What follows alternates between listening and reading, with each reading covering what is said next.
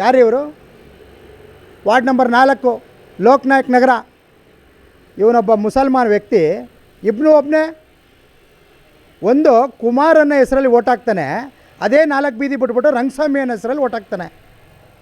ಇದನ್ನು ನಾವು ಕಂಡುಹಿಡ್ದಿಲ್ವಾ? ನಾವೇನಾದ್ರು ನಿಮ್ಮ ಮೇಲೆ ಆರೋಪ ಮಾಡಿದ್ವಾ? ಇದನ್ನು ಚುನಾವಣಾ ಆಯೋಗಕ್ಕೆ ತೊಗೊಂಡೋಗಿ ಕೊಟ್ವಿ. ಕೊಟ್ಟಂಥ ಸಂದರ್ಭದಲ್ಲಿ ಅವ್ರು ಯಾರು ಏನು ಅಂತ ಕಂಡುಹಿಡ್ದೋ ಅವ್ರ ಮೇಲೆ ಏನೇನೆಲ್ಲ ಆ್ಯಕ್ಷನ್ ಆಗಿದೆ ಅಂತ ರಾಜ್ಯದ ಜನತೆ ಗೊತ್ತಿದೆ. ಅದನ್ನು ನಾವು ಬಿಚ್ಚಿಡೋ ಅವಶ್ಯಕತೆ ಇಲ್ಲ, ಅದೆಲ್ಲರಿಗೂ ಗೊತ್ತಾಗಿದೆ ಈಗ. ಮತ್ತು ಇನ್ನೊಂದು ಕೆಲಸ ಮಾಡ್ತೀರಿ, ವಾರ್ಡ್ ನಂಬರ್ 19 ಏನು ಒಂಟಿಕೊಪ್ಪಲು ಅಪಾರ್ಟ್ಮೆಂಟಲ್ಲಿ ಶ್ರೀನಿವಾಸ್ ಅನ್ನೋ ವ್ಯಕ್ತಿ ಇರ್ತಾರೆ ನೋಡಿ. ಇಲ್ಲಿ TZG 4925236 ಎಪಿಕ್ ನಂಬರು.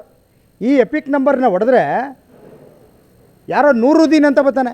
ಅದೇ ಎಪಿಕ್ ನಂಬರ್ ಇದೆ ನೋಡಿ, ಇಲ್ಲಿ ನೂರುದ್ದೀನ್ ಅಂತ ಬರ್ತಾನೆ. ನೂರುದ್ದೀನ್ ನಮಗಾಗ್ತಾನೆ ಓಟು BJPಗೆ.